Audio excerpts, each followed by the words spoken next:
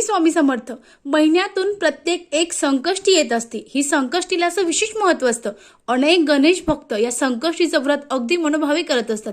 पण असंच तुम्ही संकष्टीचं जे व्रत आहे ते करतात, पण या दिवशी तुम्ही घरी अभिषेक करता का? नाही. तर घरच्या घरी अभिषेक कसा करायचा?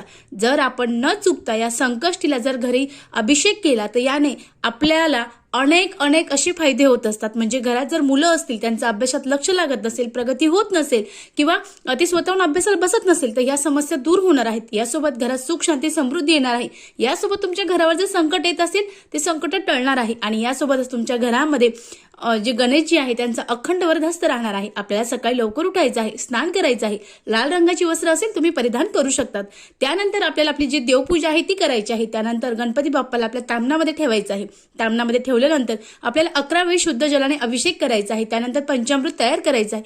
पंचामृताने सुद्धा आपल्याला 11 वेळेस गणपती बाप्पाला अभिषेक करायचा आहे. त्यानंतर परत शुद्ध जल घ्यायचं आहे. त्यानंतर अभिषेक करायचा आहे. त्यानंतर तुम्ही कुंकाचं जे पाणी आहे त्याने सुद्धा तुम्ही अभिषेक घालायचा आहे. आता अभिषेक घालताना तुम्ही ओम गण गणपते नमः या मंत्राचा जप करू शकतात किंवा तुम्हाला जर अथर्वशीर्ष येत असेल तर तुम्ही म्हणू शकतात. नसेल तुमची इच्छा असेल तर तुम्ही युट्यूबला लावा आणि श्रवण करा.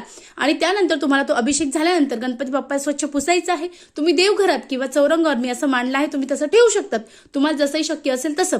त्यानंतर तुम्ही खडी साखरेचा किंवा मोदकाचा किंवा गुळ खोबऱ्याचा नैवेद्य दाखवू शकतात आणि संध्याकाळी नैवेद्य आरती करून तुम्ही जेही स्वयंपाक करणार आहात किंवा मोदक करणार आहात तो नैवेद्य तुम्हाला गणपती बाप्पाला दाखवायचा आहे. असं केल्याने तुमच्यावर गणपती बाप्पाची अखंड कृपा राहणार आहे.